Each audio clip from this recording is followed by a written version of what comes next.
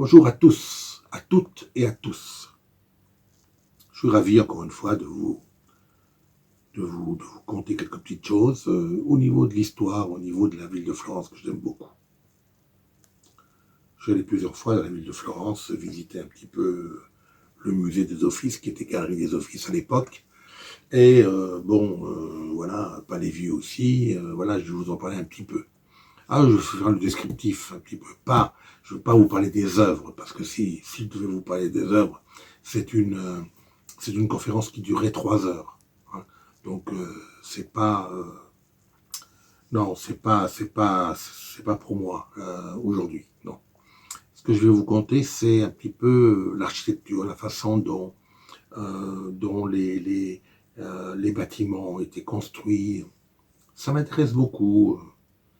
J'ai beaucoup travaillé sur le Vatican, à Rome, j'ai beaucoup travaillé sur le Palais Borghese, j'ai beaucoup travaillé sur la galerie des Offices, voilà, mais bon. Vous allez voir, je pense que cette conférence va un petit peu vous éveiller. Parce que ce que je veux, c'est que vous vous éveillez. Florence est une ville magnifique, magnifique. Mais quand on y va, faut-il encore savoir ce qu'on va visiter, ce qu'on va voir. C'est ça. Hein, voilà. Donc commençons. Entre 1299, alors la conférence s'intitule le Palais Vieux, le Palazzo Vecchio, et la Galerie des Offices, qui va devenir en 1581 le Musée des Offices, et qui est toujours le Musée des Offices. Quelque chose, hein. Il y a énormément d'œuvres. Malheureusement, ce n'est pas un musée qui a été conçu pour les masses. Donc, il est difficile de l'agrandir. On a essayé de l'agrandir.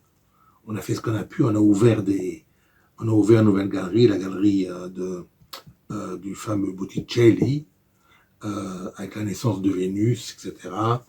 La salle du Caravage. Depuis que le fameux monsieur Ike Schmidt, il est directeur depuis la fin 2015. Il est véritablement, comment dirais-je, euh, il est grand ce personnage-là parce qu'il va ouvrir la salle maintenant du Caravage. Après avoir ouvert la salle euh, euh, de, de Botticelli, il ouvre maintenant la salle du Caravage. Je pense même qu'elle est ouverte. Voilà. Alors,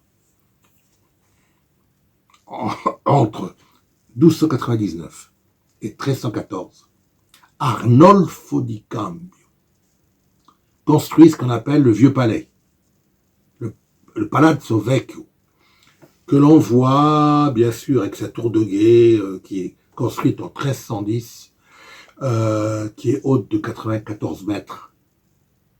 La tour de guet qu'on voit lorsqu'on regarde le panorama de Florence de loin. Qu'est-ce qu'on voit? On voit la tour de guet émerger.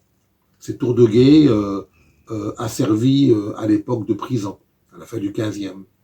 Le pauvre Cosme l'Ancien y fut interné en 1493 et le fameux Jérôme Savonarole y fut interné en 1498 par le pape Alexandre VI. Alors, donc en 1310, cette fameuse tour de guet est construite. En 1494, donc bien longtemps après, 180 ans après, la salle des 500 est construite dans le Palazzo Vecchio. C'est une salle qui est longue de 54 mètres quand même. 54 mètres, c'est quand même pas mal déjà. Hein, et 23 mètres de large. À l'époque, 11 mètres de haut. Vous verrez plus tard que Giorgio Vasari, qui est né en 1511, qui est mort en 1574, l'a rehaussé de 7 mètres. Donc elle fait à présent 18 mètres. Alors, en 1503, est proposé à Leonardo da Vinci et à Michel-Ange de peindre des fresques. Leonardo da Vinci s'attelle à peindre la fresque de la bataille d'Anghiari, 1440, juin 1440. C'est la victoire, on commémore la victoire des Florentins sur les Milanais, 1440. Et Michel-Ange se déclare apte à... c'est un génie, hein, ce sont des génies les deux-là, hein, se déclare apte à peindre la fresque de la bataille de Cucine, 1364, la victoire des Florentins sur les Pisans, sur les guerriers, sur les hommes d'armes de Pise. Malheureusement, ces deux fresques sont inachevées et elles seront recouvertes par les fresques entre 1555 et 1560, par les fresques de Giorgio Vasari, qui, dit-on, était jaloux du génie de Leonardo da Vinci. Pour lui, Michel-Ange était le grand génie. Dans son fameux livre qu'il a écrit sur les génies de l'Antiquité, il était un grand maître de l'Antiquité. Hein. Il s'intéressait beaucoup à l'Antiquité. Il aimait beaucoup l'Antiquité. Mais Michel-Ange était un ton au-dessus. Il est vrai que Michel-Ange, un homme remarquable à tout point de vue. Pas en tant qu'homme, d'aller en tant que personnalité, n'est-ce pas, il était un peu champêtre. Mais le génie n'avait pas de borne chez lui. Pas de borne. Donc ils ont été recouverts et sur la fresque de la bataille d'Anghiari, il y a la fresque de Vasari avec en dessous un petit dicton, cerca et trouve, cherche et trouve. Ce qui veut peut-être dire aux chercheurs désireux de découvrir la bataille d'Anghiari, peut-être que détruis cette fresque et tu trouveras en dessous, sous la fresque, la bataille d'Anghiari de Leonardo da Vinci. C'est ce qu'on pense. La jalousie existait même, car Giorgio Vasari était un dessinateur hors pair, l'égal de Leonardo da Vinci et surtout de Michel-Ange. Hors pair. Alors, ça c'est 1503, hein, de 1503 à 1506. Voilà. Maintenant, le 13 septembre 1557, a lieu une terrible inondation. L'inondation de l'Arno. C'est un fleuve de 240 km de long qui naît dans les Apennins et traverse la bonne vieille ville florissante de Florence. Alors l'inondation fait de terribles dégâts, notamment dans la basilique de Santa Croce. Tous les bas-reliefs sont détruits, ils devront être réaménagés, mais avec beaucoup de difficultés. Voilà. Donc, à partir de cette inondation qui a lieu en 1557, pendant 1 à 2 ans, une année, Giorgio Vasari rehausse le plafond de la salle des 500. Il la rehausse. Et Cosme Ier, son ami Cosme Ier, qui est né comme lui en 1511, qui est mort en 1574, Cosme Ier demande à Vasari de construire un édifice proche du Palazzo Vecchio et qui réunisse tous les ministères de la ville.